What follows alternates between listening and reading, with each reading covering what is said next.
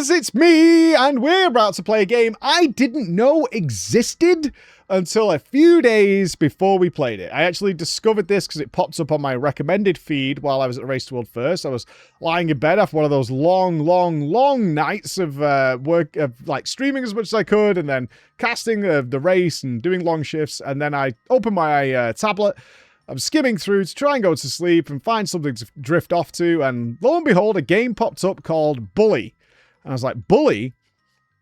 Everyone calls me a bully.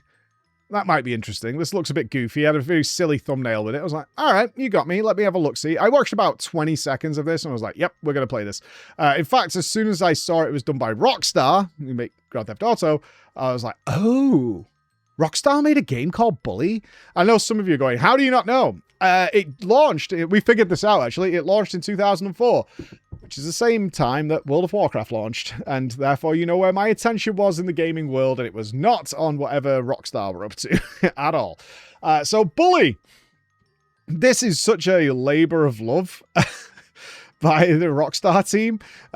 It very much seems to play on the San Andreas engine, which I've never played. I know. But San Andreas is now on our list of things to do. People are very... after playing Bully, people are like, we should play San Andreas. Like, you're going to love it. So I was like, we're going to do San Andreas at some point in the future. But that's not why we're here.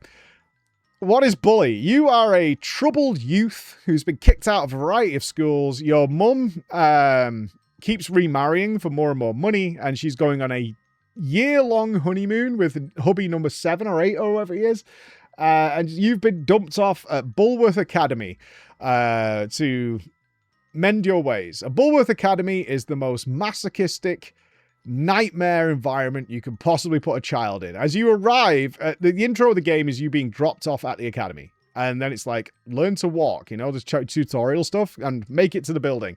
Along the way, you're going to get harassed by like 9 different kids. You're going to see kids getting beat up constantly. It's a bad place to be.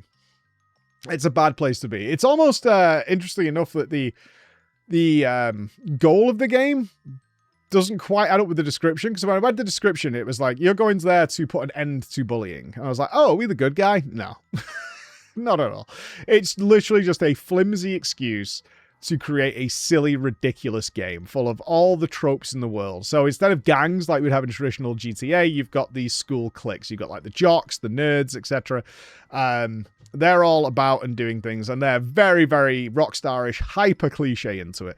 And what you'll get is just a series of missions. It's a larger world than I thought it was going to be. I thought it was going to take place entirely on the school. It doesn't. You get a town, you get like a full town that keeps unlocking more and more as you go further into the game. You end up with properties like you would do in GTA. It's essentially GTA with just a completely different theme. But it is funny. It's really funny. It's got... and very extreme. You've got like the nerd who keeps pissing his pants, and he's so fat he can't tie his pants. You've got Russell. And here's the cool thing about this game. Because it's very, very...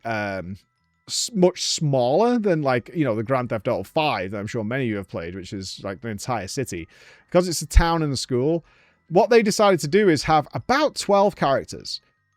But those 12 characters will kind of always be on your screen. It's very noticeable. You'll have like 8 of them on the screen at any time. And you get to know them.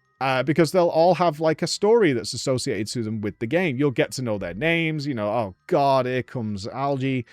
Oh, Russell's over there, you know, Anna's there, all these things. But that builds your awareness and connection with all those characters. Like Edna the dinner lady, you're going to get to know very well. You're going to get to know about the teacher's drinking problems and all these kind of stupid things. And then you have like you build up a sort of a connection and a feeling towards the people you see walking around the school on a daily basis. And you do kind of feel like you're at school. You know, you see those same faces wandering around doing things.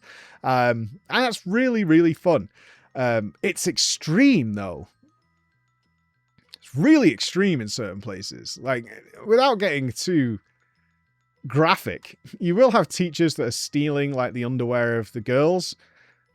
And then, you know, there'll be a comeuppance for that later on. There will be alcoholic teachers on site. There'll be drug smuggling. There'll be all... They don't mess about with how dark it gets. You'll have pervy kids.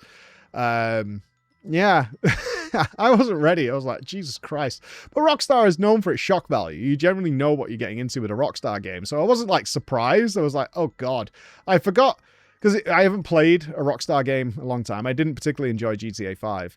I had forgotten how much they used to push the envelope, because I do remember when Grand Theft Auto 1 came out and I was like, whoa, this is a game where you get a bonus for running over a bunch of people. Like, you know, you get like actual on-screen gratification and reward for doing this horrible thing. And the controversy it caused at the time, which apparently Bully did as well. It came with a lot of controversy. Gameplay-wise, it's okay. It's not the best. I'm not going to pretend it. The combat is very shallow. Punch, punch. They tried to give you a bunch of moves, and you unlock more moves as you go through it, but they're kind of like, you either press X 4 times or you press X 3 times and hold X for the 4th time. They're very basic, and you're never really in trouble outside of super gimmick fights. The only time I died, I think, was very gimmicky fights that required you to do something out of the ordinary the game wasn't really made for, so it kind of was a bit jank. But that's not what the game's about. The game is about enjoying this world and being immersed in it. You can do things in kind of random orders, which is interesting. I accidentally did a challenge. There was a boxing gym that was just run by the jocks, and I didn't know anything about it, but it was on my map. And we'll get to, let's discuss the core gameplay loop. Is you wake up around 8 a.m. and then you have classes. You actually attend class if you want to. You can ditch class all you want, but during the class hours, you will be considered a truant. So police will chase you, prefects will chase you, teachers will chase you. You can outrun them all. It's not a big deal, but this is what's going to happen. So you have one that's like 9 till 12 and then 1 till 3, something along those lines. And there's a lot of them. There's English class, math class, alchemy class, biology class, and these are all mini games. So biology is like dissection, math is a math quiz, English is like make as many words out of these letters as you can. Very simple mini games. Art class, photography class. It goes on and on. There's lots and lots of classes to do. But if you do them, once you finish the minigame, the clock are automatic. You have an in-game clock. It will automatically move to like an hour before your next class, and each second is a minute.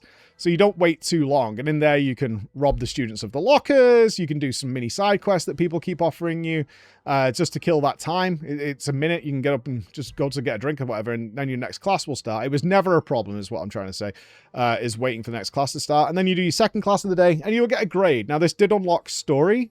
More story stuff. Once you got to 3 out of 5, each class has 5 stars. So if you did like music, if you got to 3, it then unlocked you playing in like the school concert and things like that. Not everything did that from what I could tell, but some of them did. And then you have the entire evening to yourself until I think curfew was 11 p.m. And at that point, you could do whatever you want. And some missions only unlock at night. Some are only available during the daytime. So you have this to manage on the side. So if you want to attend class, but you want to do this, you have to make a choice as what the hell you want to do. But I saw this mission on my map in the town. So I went down and checked it out. And I ended up doing a boxing tournament that went on for a while. It was kind of fun. It was a boxing minigame. It was like Mike Tyson's Punch-Out from back in the day. And I won it and got gifted a beach house. Out of nowhere. I have no money to my name. I have less than like $30 in my pocket, but I do have a beach house, like a very, very good beach house. I was like, what the hell is happening? And it was very odd because every property I got after that was just worse than what I got the first one. I got like a crappy store. I got like a Dungeons and Dragons basement. I got an old pool hall, but like it was crap. I got an old arcade. It was just odd that it just went, and now you have a beach house. I was like, all right, sure. But again, Rockstar, it's what you're going to do. Messing around with it. But what a fun gameplay. Very short game. I finished this in 2 days. It's really, really, really short compared to what you're used to with a GTA game. But I have to say, for a game that came out in 2004, I didn't do any graphical uplift to it or anything. It was fine. It was absolutely more than playable. And if you're hungering for that kind of experience outside of the usual GTA crime and police chase stuff, I think this is well worth a check out. But just bear in mind, guys, some of it is very extreme. Very extreme. All right. See you again. Bye-bye.